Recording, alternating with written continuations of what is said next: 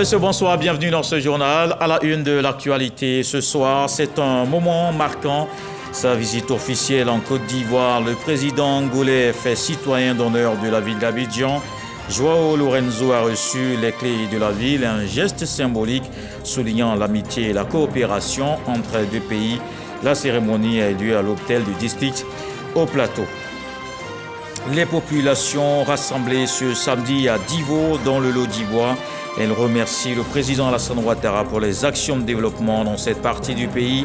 Le vice-président de la République, Timoko Melie-Kone, accompagné du Premier ministre et de plusieurs membres du gouvernement, ont soutenu cette cérémonie de reconnaissance. Bientôt, l'intégration de la Charte africaine de la démocratie, des élections et de la gouvernance dans les programmes scolaires en Afrique. L'initiative est lancée à Abidjan. La Côte d'Ivoire et la Guinée-Bissau ont choisi pour la phase pilote un projet pour inculquer aux élèves la culture de la paix et la démocratie. 18 leçons élaborées par les experts de l'Union africaine. Près de 2 millions de Mauritaniens étaient aux urnes aujourd'hui pour la présidentielle. 7 candidats en lice, dont le président sortant, Mohamed Ould Ghazouani.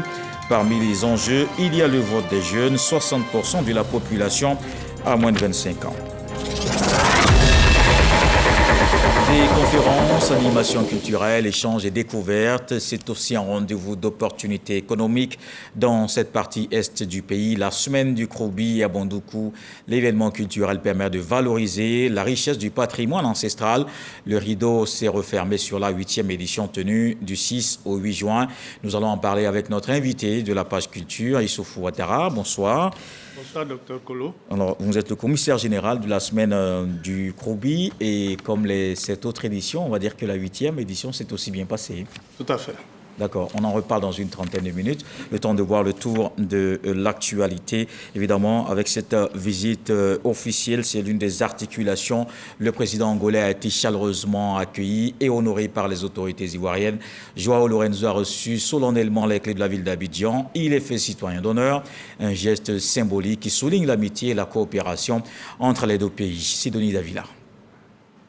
Au deuxième jour de sa visite officielle en Côte d'Ivoire, le président angolais est fait citoyen d'honneur de la ville d'Abidjan. Joao Lorenzo reçoit symboliquement des mains du ministre-gouverneur du district autonome d'Abidjan les clés de la ville, un geste qui marque l'estime de la population ivoirienne. Les populations abidjanaises qui vous accueillent, Monsieur le Président de la République, sont heureuses et particulièrement joyeuses, car elles fondent beaucoup d'espoir dans la coopération entre nos deux États.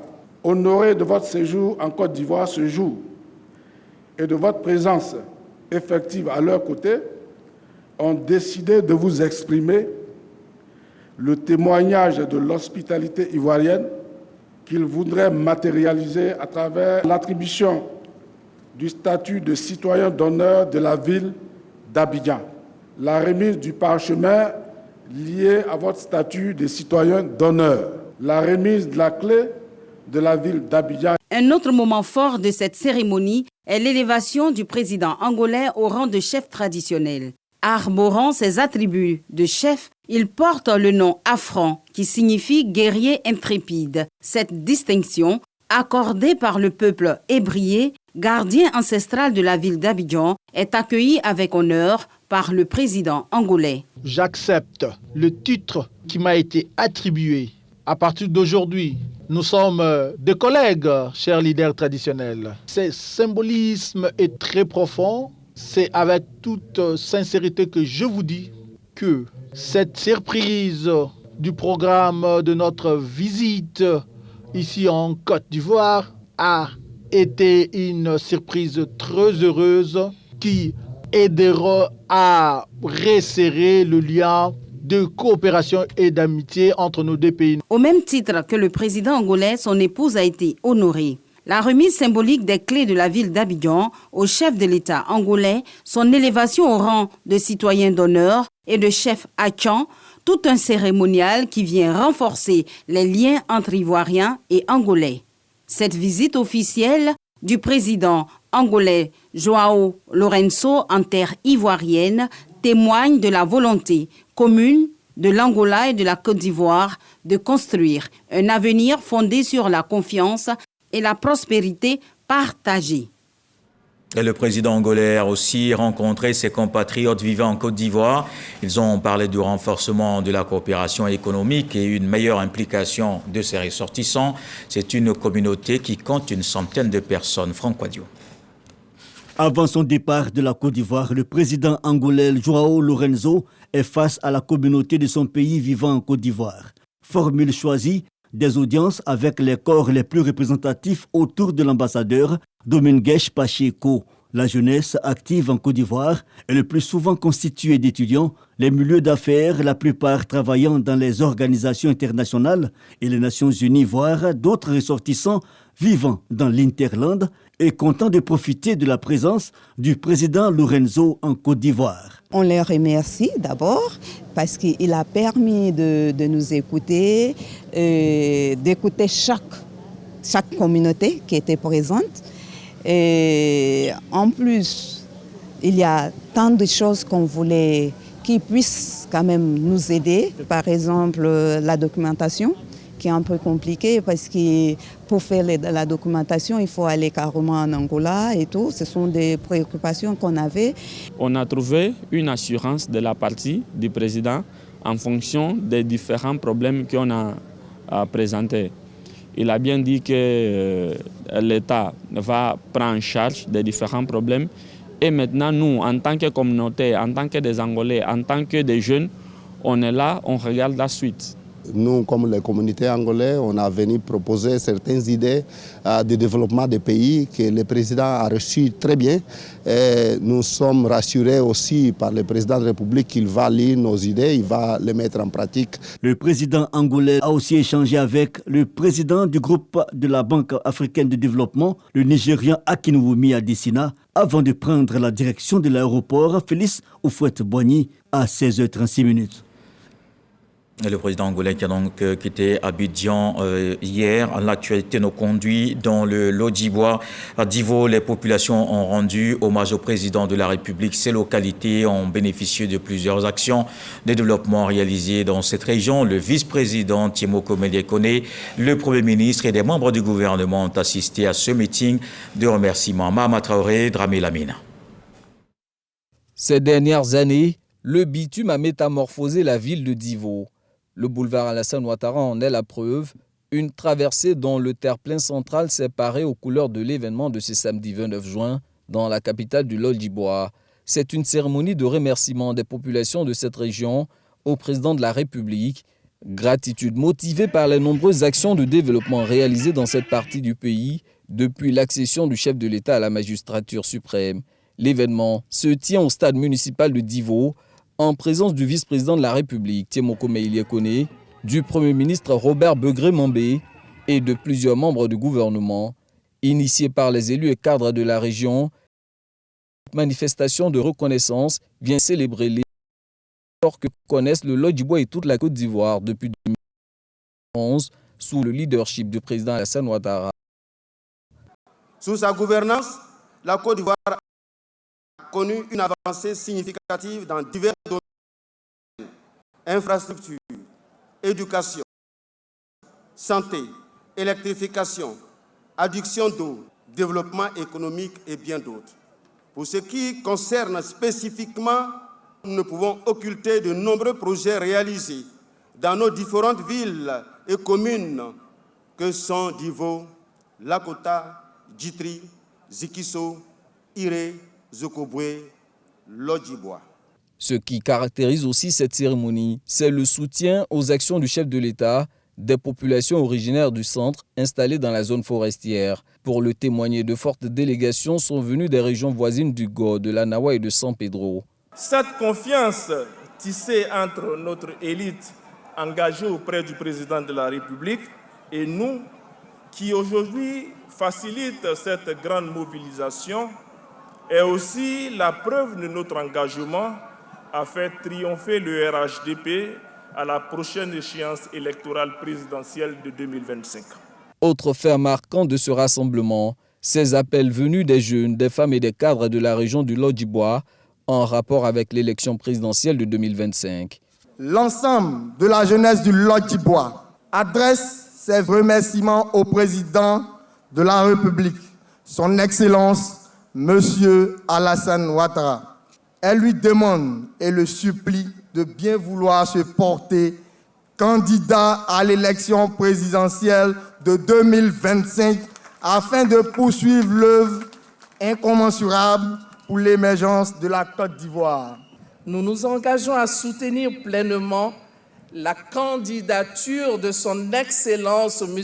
Alassane Ouattara à l'élection présidentielle d'octobre 2025 afin qu'il continue la réalisation de sa vision pour chaque habitant de notre région et de notre cher pays. Elle demande à son Excellence, Monsieur le Président de la République, en tant que mère, fille, épouse, sœur, et au nom du bonheur des Ivoiriens, de bien vouloir prendre toutes les décisions, toutes les mesures, toutes les initiatives qui permettront de faire perdurer sur la Côte d'Ivoire la nouvelle ère de paix, de prospérité et de progrès que sa gouvernance a fait naître. Soutenant ces appels, le ministre Amédée Kofi Kwaku, président du conseil régional du Lodjibois, se met déjà en ordre de bataille pour son mentor. Dans un discours aux allures de campagne électorale, il fustige les critiques de l'opposition. Dans son adresse, cet homme politique, il oublie qu'il y a un haut responsable de son parti qui en son temps a dit « Alassane Ouattara travaille tellement bien que nous, on va mourir dans l'opposition ». Je voudrais simplement lui dire que le SMIC, en 2011, était de 33 000 francs CFA. Aujourd'hui, grâce au président Alassane Ouattara, le SMIC en Côte d'Ivoire est de plus de 75 000 francs CFA. Je voudrais lui dire qu'en 2011, la masse salariale des fonctionnaires était d'environ 700 milliards de francs CFA. Aujourd'hui, la masse salariale des fonctionnaires est plus de 2300 milliards de francs CFA. Donc en 13 ans, le président Alassane Ouattara a multiplié le salaire des Ivoiriens par 3. C'est de ça qu'il s'agit. Lorsqu'on ne connaît pas le pays, lorsqu'on a été longtemps loin du pays, on ne vient pas raconter des choses. Se réjouissant de cette mobilisation des grands jours, le vice-président de la République exhorte le Lodjibois et les populations du Grand Centre installées dans la zone forestière à rester confiants en l'avenir sous le leadership du président Alassane Ouattara. Il est évident que le président Ouattara incarne avec mérite la stature du plus illustre et digne héritier du président Félix Houphouët-Boigny, père de la Côte d'Ivoire moderne. Avec réalisme, sagesse, générosité et détermination, il apporte le progrès à la Côte d'Ivoire et aux Ivoiriens. Sur son leadership éclairé, le gouvernement continuera à mettre en œuvre des projets de développement qui bénéficient à toutes les régions sans distinction, parce que ce progrès doit se poursuivre, s'intensifier pour faire de la Côte d'Ivoire un pays développé et prospère. Comme pour démontrer leur attachement au président Alassane Ouattara et à la première dame, les populations leur ont offert plusieurs dons, issus pour la plupart du terroir. Et comme vous venez de le voir, les élus, cadres et populations ont effectué le déplacement de Divo. Je vous propose de suivre quelques réactions. La route d'Ivo, Lakota, la route d'Ivo, Gagnoa, la route d'Ivo, Guitry et la Côtière. Tout cela est une réalité aujourd'hui et je voudrais vraiment, en tant que cadre, en tant que député, dire merci au président de la République et lui dire que les populations du Lodjibois sont à sa disposition entière. Nous avons estimé nécessaire de remercier le président de la République, son Excellence Alassane Ouattara, pour tout ce qu'il a fait pour la région. En toute honnêteté, en 13 ans qu'il est au pouvoir, il a changé toute la région du Lodjibois. Pour ceux qui connaissaient cette région il y a 13 ans en arrière, il était impossible d'imaginer ce qu'on a constaté à ce jour. Pour Yokoboué, notre collège, il y a eu des bancs, des tables-bancs. On a eu tout récemment, Yokoboué aura son hôpital en train d'être réhabilité. Et il y en a plusieurs projets. Dans notre localité, précisément dans le département de Guitry, depuis son accession à la magistrature suprême, tous les villages ont été électrifiés. Nous avons le bitume Divo, Guitry, Yokogwe en allant vers Abidjan pour désenclaver notre département. Avant, on ne peut plus partir au village. Si on va partir au village, on fait 3 jours, 4 jours avant d'arriver à Boaké. Mais maintenant là, Sakassou, Djebissou et Abitumé. Ça nous plaît. Et puis, il y a Baran chez nous là-bas. On peut dire tout. On a tout, on est dans les oies. C'est pourquoi on est pourri, Miyagi venir les soutenir. C'est dommage pour réitérer notre confiance au président de la République, Alassane Ouattara. Lui dit que le développement à Divo, il est effectif. Les yeux voient. Nous sommes fiers de cette journée. Des moments de mobilisation au cours de cet hommage dans le Lodjibois. Les différentes couches sociales ont joué un rôle dans la réussite de cet événement. On en parle avec Éric Goré et Fernand Conan. C'est à 10h04 que Méliette Koné, vice-président de la République de Côte d'Ivoire, a foulé le sol de Divo, accompagné du Premier ministre Robert Begré-Mambé. Une fois au lieu de la cérémonie, ce sont des foules massées qui les attendent, estimés à des milliers de personnes, crient et ils dansent pour ce jour particulier. Les planteurs et cultivateurs ont quitté leurs plantations, les commerçants ont fermé les magasins et boutiques. Les femmes sont sorties de leur foyer, travailleurs du public et du privé ont mis une pause à leur activité et les rois et les chefs traditionnels ont momentanément abandonné leur trône. Nous, les garants de la tradition, nous avons droit à la reconnaissance. Et comme le président de la République a fait de notre région, le Lodjibois, une fierté, il était important de dire merci. En somme, toute la région du Lodjibois s'est mobilisée, unie dans sa diversité. Ces populations sont marquées par la transformation de leur région. Elles se souviennent et savourent l'instant sans réserve.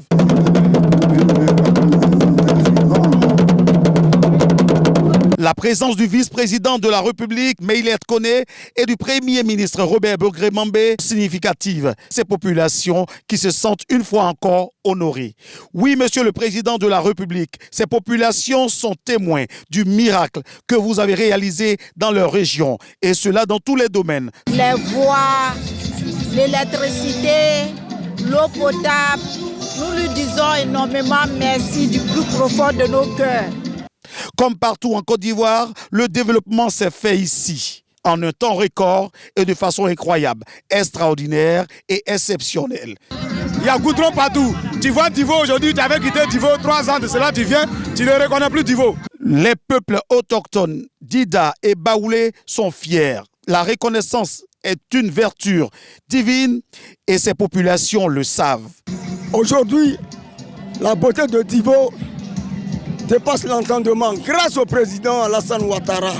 Paris réussit pour Amédée Kouakou et tous les autres cas de la région du Lodjibois qui ont fait prévaloir la cohésion sociale autour de cet événement majeur.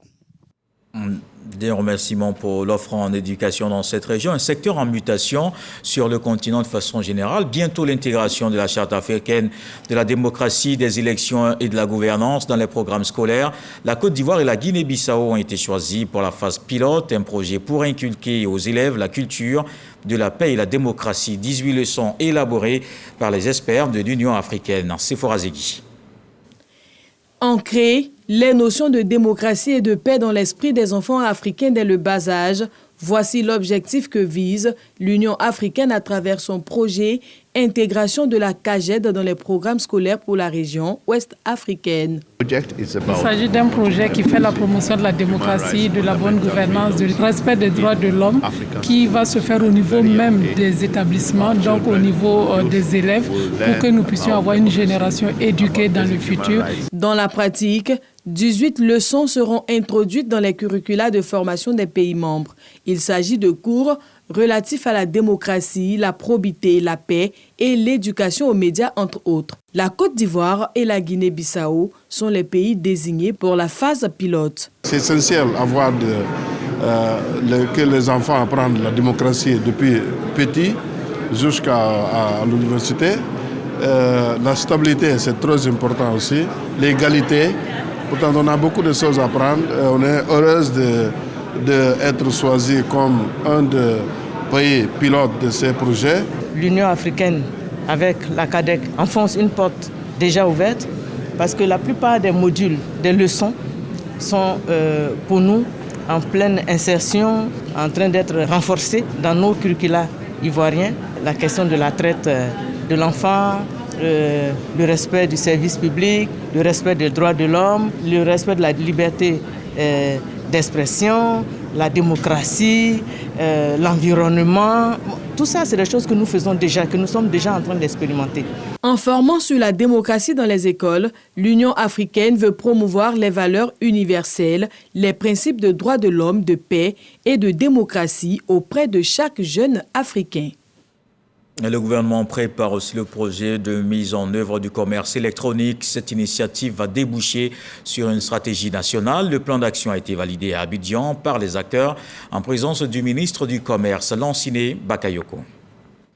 Dans l'écosystème des nouvelles entreprises, le numérique est devenu un passage obligé. L'urgence de promouvoir la stratégie nationale du commerce électronique prend ainsi toute son importance. L'élaboration et la mise en œuvre de la stratégie nationale du commerce électronique est l'affaire de tous. Nous devons continuer tous ensemble à travailler pour développer le commerce électronique dans notre pays et pour créer surtout de l'emploi pour les jeunes et les femmes. Ces orientations devraient favoriser les exportations et l'amélioration de l'expérience client en ligne avec une augmentation de la consommation. Cette stratégie va également permettre d'exploiter de façon optimale les opportunités offertes par le marché régional de la CEDEAO et également le marché unique africain de la ZLECAf, qui est le marché africain qui nous permet de vendre en fait sur le continent africain les produits que nous fabriquons localement. En 2022, la Côte d'Ivoire comptait plus de 11 millions d'internautes, dont 5 millions d'actifs sur les réseaux sociaux. Ces chiffres représentent un marché virtuel intérieur important, avec un panier moyen d'achat en ligne estimé à plus de 35 000 francs. Les nouvelles technologies portées par le digital permettent aux entreprises d'accroître leur visibilité. Ainsi, celles qui ne les adoptent pas risquent de disparaître. Tous ces indicateurs montrent bien le dynamisme de ce secteur en Côte d'Ivoire, avec une variété d'offres dans divers domaines, tels la restauration, le transport ou encore l'artisanat. Allons aux États-Unis. La Côte d'Ivoire s'inspire du modèle de la Silicon Valley, un espace productif de la haute technologie qui abrite des entreprises de renommée internationale. Une mission ivoirienne s'imprègne de cette transition numérique, une référence dans le monde. Les membres de la délégation ont déjà une idée, mettre l'accent sur une formation de qualité. Envoyé spécial à San Francisco, Walter Amadou Ouattara. Cette entreprise de la Silicon Valley affiche son ambition d'agrandir son district d'innovation avec environ 40 locataires exerçant dans la recherche qui occupe plus d'un demi-million de mètres carrés à Alameda, dans la zone de San Francisco. Des responsables de cette structure expliquent à la délégation ivoirienne leurs motivations et paramètres de tout l'écosystème. Ce groupement a l'une des croissances les plus rapides de la Silicon Valley. Le représentant de la Fédération ivoirienne des PME du secteur privé se dit éclairé. On a compris que tout cela est venu des grandes universités ici. La main-d'œuvre est diversifiée et elle est qualifiée parce que les étudiants brillants qui sortent des universités sont en même temps employés dans ces grandes entreprises. Donc nous comprenons aujourd'hui que la force des universités est importante. Et pour les PME, c'est important de prendre des personnes qualifiées pour aller de l'avant. Le coordonnateur du projet d'aménagement de la zone franche de Grand Bassam et le directeur d'exploitation du parc technologie du Vitib tirent également des enseignements. Si on veut développer notre Silicon Valley à nous, mettons l'accent sur ces venture capitalistes, attirons-les pour venir dans notre écosystème, dans notre marché, et nous verrons que les startups vont se développer d'elles-mêmes. En invitant à la Silicon Valley, en collaboration avec l'ambassade des États-Unis en Côte d'Ivoire, le secteur privé et les structures sous tutelle du ministère de la Transition numérique et de la digitalisation, le Conseil économique, social, environnemental et culturel CESEC veut ainsi contribuer efficacement à l'atteinte des objectifs de la transformation digitale qui vise entre autres une valeur ajoutée à l'économie ivoirienne de 6 à 7 points au PIB. Des États-Unis, allons au Maroc. Le Forum international Afrique Développement s'est achevé hier à Casablanca. Des entreprises distinguées pour leur engagement dans le développement des échanges intra-africains. Des trophées décernés aux jeunes Africains les plus prometteurs. Et la Côte d'Ivoire brille à ce rendez-vous des investisseurs. Une entreprise ivoirienne fait partie des lauréats. Jean-Luc Bangbo, Ngata Kwame, envoyé spéciaux. Elles sont 3 entreprises, primées et sélectionnées sur la base de la mobilité, la crédibilité et l'impact économique et social. Ces 3 entreprises ont reçu les trophées de la coopération Sud-Sud pour leur engagement au développement des échanges intra-africains. Parmi elles, une entreprise ivoirienne qui remporte le prix argent dans le secteur des BTP. C'est une joie immense qui nous anime d'être reconnus sur le continent comme une des entreprises émergentes qui fait du bon travail. Au lieu de remercier le président de la République de Côte d'Ivoire qui n'a ménagé aucun effort dans ses programmes pour promouvoir la jeunesse, pour mettre la jeunesse au travail. Des trophées ont également été décernés à des jeunes entrepreneurs qui se sont distingués par l'innovation et l'originalité de leurs projets. Des prix qui reflètent le dynamisme de tout un continent, nouveau terreau du développement.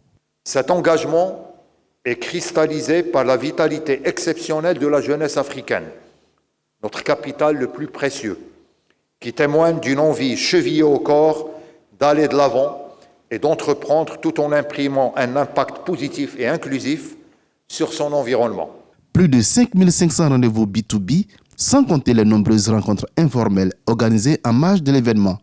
Pour les organisateurs du 7e Forum international Afrique Développement, cette édition a été un véritable succès qui pourra se mesurer par la concrétisation des intentions d'investissement. Les distinctions ici, l'édition 2024 des Awards des meilleurs acteurs de l'émergence en Afrique tenue à Abidjan. 18 personnalités ont été récompensées pour leur contribution au développement de la Côte d'Ivoire et de l'Afrique aussi. Dalla Diabaraté, le directeur technique de la RTI, reçoit un prix. Juliette Ouya.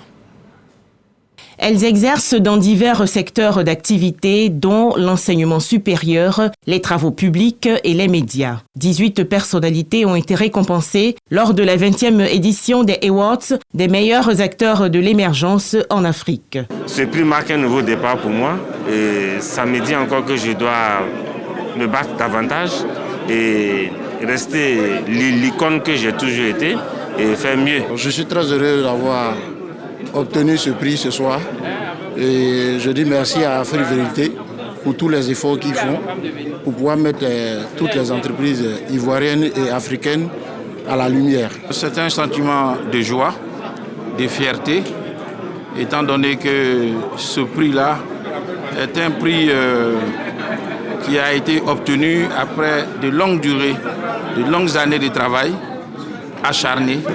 Et je pense que cela me va droit au cœur. Cela récompense les efforts que nous avons fournis au sein de la RTI en équipe. Il s'agit pour l'organisation non gouvernementale Afrique Vérité de faire la promotion de l'excellence et de la bonne gouvernance. Pour cette édition 2024, le jury composé de 5 membres a examiné 3 critères. Nos critères sont basés sur des échantillons, des enquêtes qui ont été menées, des retours que nous avons recueillis. Nous avons 5 jurys qui sont composés de professeurs d'université, des juristes et d'éminents journalistes qui font une délibération après nos différentes enquêtes. En Côte d'Ivoire, l'excellence, degré éminent de qualité, est prônée par le président de la République, Alassane Ouattara, à travers le prix national d'excellence. Distinction généralement attribuée en août, 8e mois de l'année. La CNPS, première entreprise ivoirienne labellisée genre et compétitivité en Côte d'Ivoire. C'est une distinction qui récompense les structures qui mettent le genre au cœur de leur politique du capital humain. Le directeur général, Denis Charles Kwasi, a réceptionné le label. On le voit avec Serge Collier. La CNPS, Caisse nationale de prévoyance sociale, première entreprise ivoirienne certifiée genre et compétitivité des entreprises. Denis Charles Kwasi reçoit pour le compte de la CNPS le label genre et compétitivité. L'institution est récompensée pour ses efforts après une rigoureuse évaluation des questions d'égalité des chances entre hommes et femmes, d'accès aux mêmes opportunités et droits et au regard des actions de lutte contre les VBG, les violences basées sur le genre. On impose un minimum de 30% de représentation du genre, que ce soit homme ou femme. Et lorsqu'on a passé en revue tous les chiffres, nous nous situons entre 37%. Donc le minimum pour nous est 37%, là où la norme mondiale est de 30%. Pour Ephrasie Yao, conseillère spéciale du Premier ministre chargé du genre, cette certification consacre l'engagement d'une entreprise citoyenne. La CNPS obtient chaque année des chiffres flatteurs grâce à une solide organisation qui s'appuie autant sur les hommes que sur les femmes. Nous avons vu que la CNPS, d'abord par le DG, était très engagée. Les structures ont été mises en place, les indicateurs de parité, les indicateurs de besoins spécifiques et stratégiques ont été pris en compte, y compris même les indicateurs de violence basés sur le genre. Nous sommes dit, voici une entreprise modèle que nous pouvons labelliser. Le label genre et compétitivité des entreprises constitue une initiative inédite et novatrice. Cette certification vient renforcer la gouvernance et fait de la CNPS une entreprise modèle en Côte d'Ivoire et en Afrique. La nouvelle grande gare routière d'Abidjan sera construite sur le site de l'ancienne case d'Adjamé. Décision prise par le Conseil des ministres mercredi dernier. Les transporteurs réunis au siège du Haut Conseil à Treichville ont marqué la reconnaissance de la corporation au chef de l'État, Lansine Bakayoko. La nouvelle grande gare routière d'Abidjan sera réalisée sur le site de l'ancienne casse d'Adjamé. Un décret a été adopté au Conseil des ministres pour redéfinir et déclarer d'utilité publique les limites du périmètre du projet de construction de la gare interurbaine d'Abidjan. Une nouvelle qui réjouit les transporteurs réunis au siège du Haut Conseil de Treichville. Les transporteurs qui avaient commencé à se faire du souci, qui avaient commencé à avoir peur, qui avaient commencé à craindre pour leur activité du fait donc de la non-réalisation de cette infrastructure, ont été agréablement surpris par la prise de ce décret par le président de la République. Les transporteurs dans leur ensemble se sont retrouvés ce matin pour venir dire merci au chef de l'État. Cette nouvelle gare moderne va s'étendre sur une superficie de 35 hectares. Elle regroupera dans un environnement sain et sécurisé toutes les activités liées au transport urbain de façon à fluidifier la circulation dans le district autonome d'Abidjan. Depuis plus d'une décennie, les transporteurs sont restés calmes, mais confiants dans les actions du président de la République, parce qu'on savait que c'est quelqu'un que quand il dit, il fait. Ce site de l'ancienne case d'Adjamé est actuellement occupé provisoirement par le parc à bétail.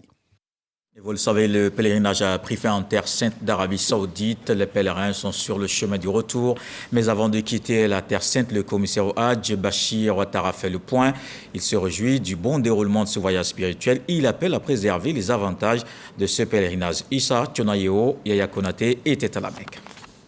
Après le circuit culturel de Mina, Arafat et Moustalifa, le pèlerinage 2024 a pris fin à la Mecque. Occasion pour le commissaire au Hajj de dresser un bilan. C'est un bilan positif parce que l'objectif était de permettre à tous les pèlerins d'effectuer le pèlerinage et ça a été fait. Même quelques pèlerins qui étaient alités ont pu être déportés, transportés à Arafat pour qu'ils puissent faire le pèlerinage. Donc nous disons Alhamdulillah Rabbil Alamin. Cette adresse à la presse est une opportunité pour le commissaire au Hajj de se prononcer sur la vague de décès des pèlerins due à la chaleur. Aucun pèlerin ivoirien n'a été parmi les victimes. C'est vrai, il y a eu des morts naturelles et les parents de ces pèlerins ont été informés. C'est la procédure. Quand un pèlerin décède, nous informons les parents avant de procéder à l'enterrement. Donc au nombre de 4. Mais ce qui s'est passé à Mina ne nous concerne pas. Tous nos pèlerins sont revenus de Mina sains et saufs. Bachir Ouattara profite pour demander aux pèlerins de préserver les acquis du Hajj. C'est le paradis qui a le mérite si ton pèlerinage est agréé. Et Arafat, il dit que tous ceux qui ont fait la station d'Arafat, Allah nous a tous pardonnés. Donc cela voudrait dire quoi? Que le pèlerin doit garder ces acquis-là. de ne pas entacher son Hajj. Parce que ce n'est pas sûr qu'il ait une occasion de revenir faire le Hajj. Il doit être un modèle, un exemple à suivre. Qu'il soit homme ou femme, parce que nous revenons comme un nouveau-né. C'est le lieu de rappeler que près de 10 000 pèlerins ivoiriens ont effectué le Hajj cette année. Le reste de l'actualité, près de 2 millions de Mauritaniens étaient aux urnes aujourd'hui pour la présidentielle. 7 candidats en lice, dont le président sortant, qui sollicite un deuxième mandat. Les opposants appellent tous au changement, alors que Mohamed Ould Ghazouani se pose en garant de la continuité et de la stabilité de la Mauritanie. Parmi les enjeux, il y a le vote des jeunes, 60% de la population à moins de 25 ans. Et vous le savez, c'est une tradition dans le 20h les samedis. Il est temps de passer au tour de l'actualité consacrée à la culture.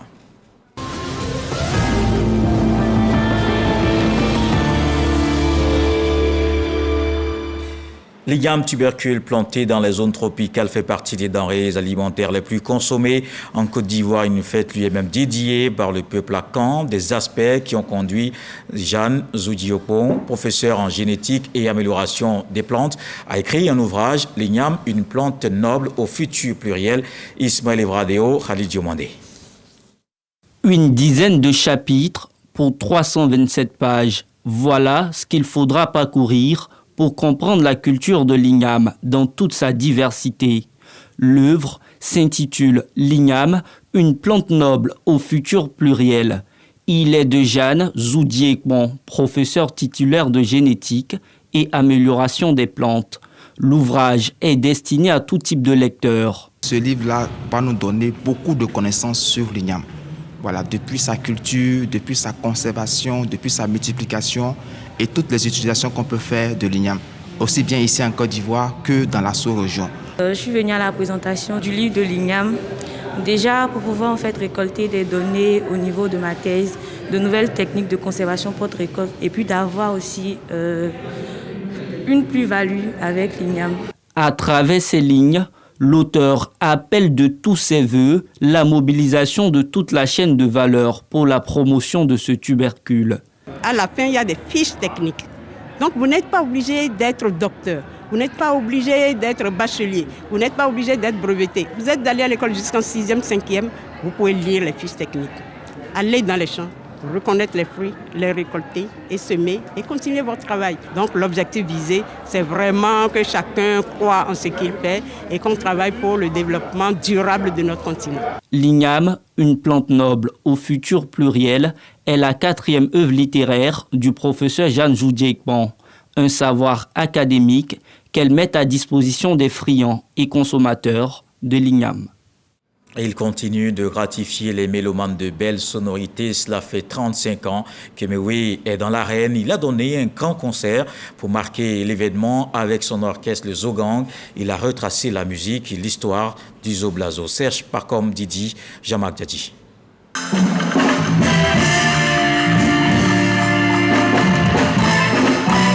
Le professeur Awolowo, le génie de Palaiso, le dernier des fédérés, ou encore Mewe, comptabilise 35 ans de présence sur l'échiquier musical.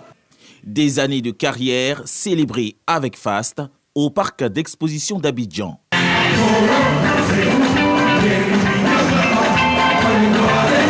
35 ans de carrière, c'est beaucoup de souvenirs. Je retiendrai comme ça tous les beaux souvenirs que j'ai eus dans ma carrière. Je suis très heureux que Dieu m'ait donné déjà longue vie et que 35 ans après, je sois là en train d'entretenir mes fans. Gonflé à bloc, Frédéric Ewi Mewe égrène des titres phares de son riche répertoire.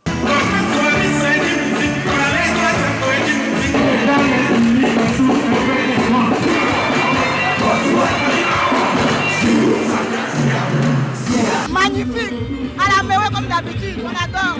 Mewe, un artiste intemporel, nous sommes heureux d'être là. 35 ans de carrière de Mewe, la fête de la musique est célébrée avec sainteté.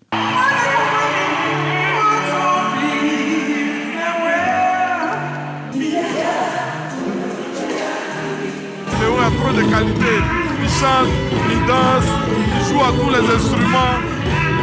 On lui dit félicitations. Et nous sommes contents de pouvoir le voir toujours à ce niveau.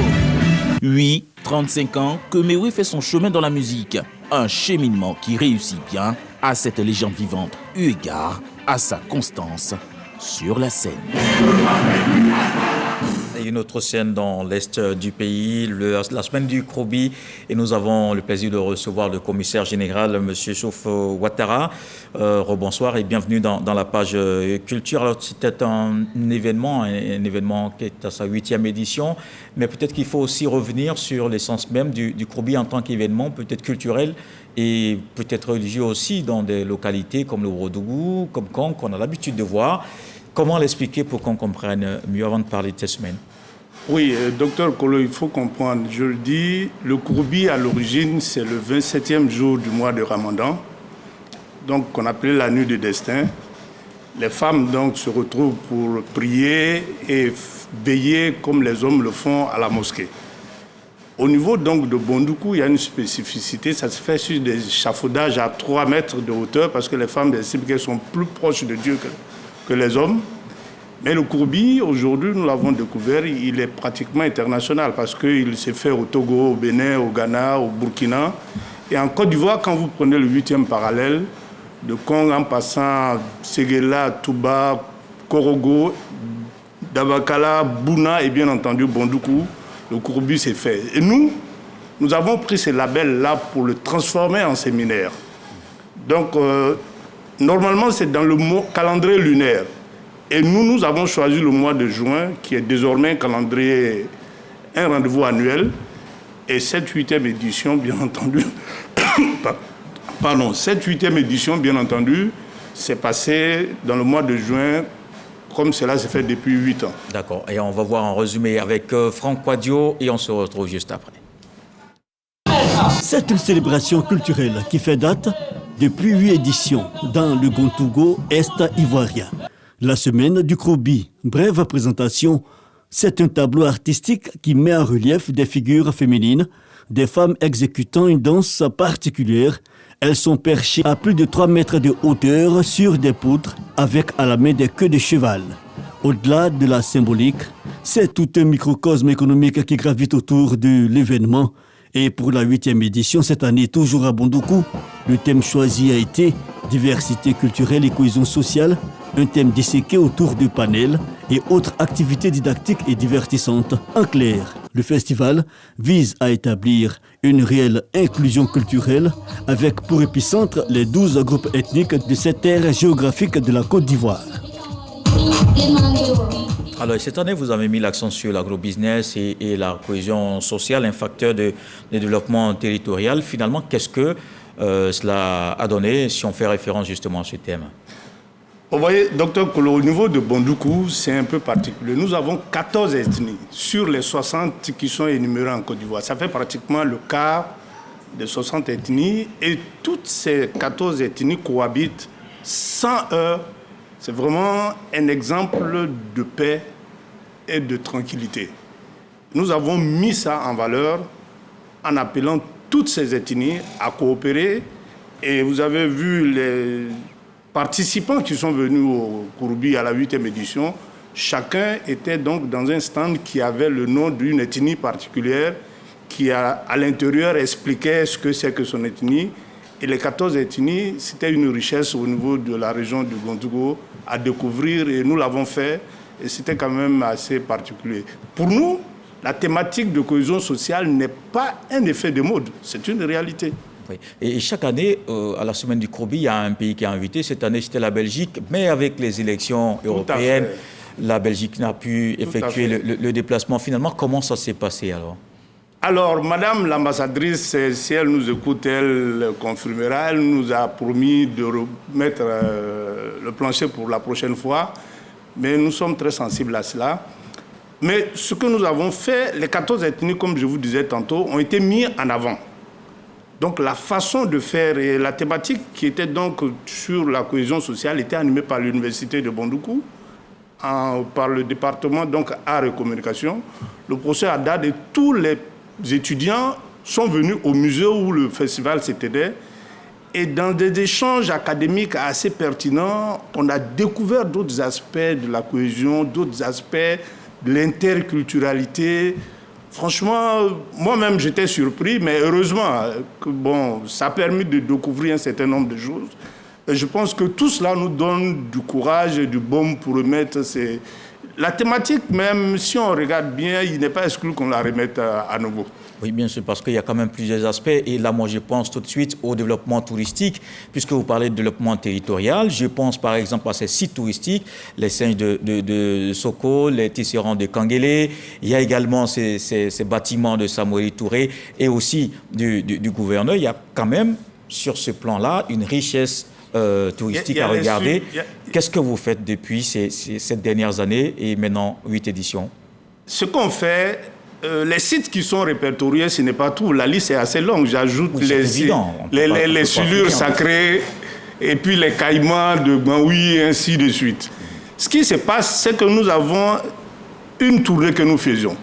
Nos visiteurs viennent et il faut ajouter à cela le parc de la Comoé parce que ça fait partie de notre espace territorial. Oui, pour des moments de safari, pourquoi pas, comme envoyeur. Oui, nous partons vers ces sites-là et quand, pour des questions de timing, nous organisons donc quelques sites qu'on choisit à la volée et qu'on présente à nos visiteurs qui viennent de par ailleurs. C'est pas seulement... Et j'ai été surpris également de découvrir qu'au niveau de Bondoukou, certains enfants ressortissants qui n'avaient jamais été dans la ville ont pris rendez-vous avec leur père et leur mère. Nous avons découvert ça. Venir à l'occasion du Kouroubi, découvrir ces sites-là. Et certains se sont approchés de moi pour me dire, M. Ouattara, que Dieu vous donne longue vie. J'étais vraiment content parce que c'est cela. Mais il faut aller plus loin. On tombe sur le volet économique. Tous ceux-là qui viennent, qui n'ont pas forcément des maisons, vont vers les hôtels.